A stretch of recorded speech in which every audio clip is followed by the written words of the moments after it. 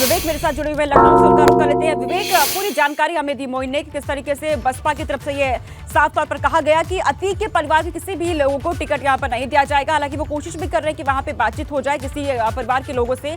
आप लखनऊ में मौजूद, आप क्या देख रहे हैं बसपा के इस प्रेस कॉन्फ्रेंस के दौरान? क्या क्या मुख्य बिंदु आप देख पा रहे हैं उनके इस फैसले को देख करके?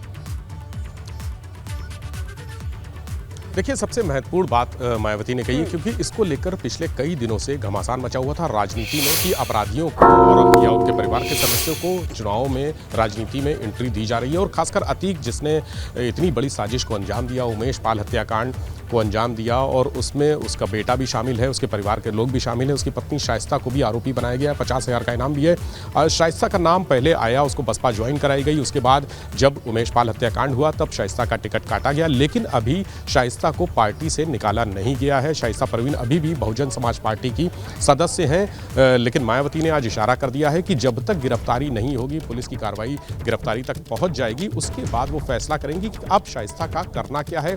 शाइस्ता की देवरानी जैनब का नाम चल रहा था कि शाइस्ता अगर नहीं है तो अतीक के परिवार में कोई और महिला जिसके खिलाफ कोई मुकदमा ना हो उसको टिकट दिया जा सकता है। इस पर भी उन्होंने आज विराम लगा दिया और साफ कहा कि किसी भी सदस्य को बहुजन समाज पार्टी महापौर के लिए प्रत्याशी नहीं बनाएगी। यानी प्रत्याशी कौन होगा ये तो भविष्य बताएगा, लेकिन अतीक की फैमिली का जो सियासी कैरियर शुरू होने वाला था इस बसपा के माध्यम से इस निकाय चुनाव में, वो उस पर विराम लग गया है, खत्म हो गया है, उसकी सारी संभावनाएं खत्म हो गई हैं। ये सबसे बड़ी बात कही। और उन्होंने कहा कि शाइस्ता को पार्टी से निकाला, जब सवाल पूछा गया कि पार्टी में रहेंगी, तो उन्होंने कहा कि ये तय करेगी पुलिस की कार्रवाई, गिरफ्तार होंगी, जिस दिन गिरफ्तारी होगी उसी दिन ये फैसला। उनका इशारा था, हालांकि उन्होंने खुलकर नहीं कहा, लेकिन उनका इशारा साफ था कि जब शाइस्ता गिरफ्तार होंगी उसी के तुरंत तत्काल बाद उनको पार्टी से निकाल दिया जाएगा। ये रही शाइस्ता की बात। और निकाय चुनाव को लेकर उन्होंने महत्वपूर्ण चीज़ें कही। उन्होंने कहा कि ईवीएम से चुनाव नहीं होना चाहिए, बैलेट पेपर से होना चाहिए। बसपा हमेशा इस बात की मांग करती रही है, चाहे जो चुनाव हो,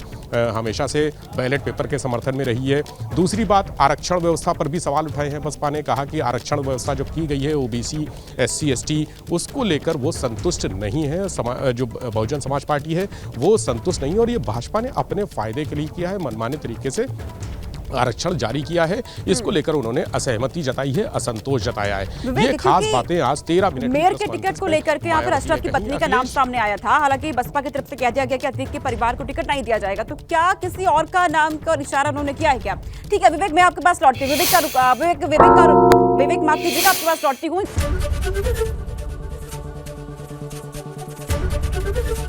ABP गंगा, खबर आपकी, जुबान आपकी।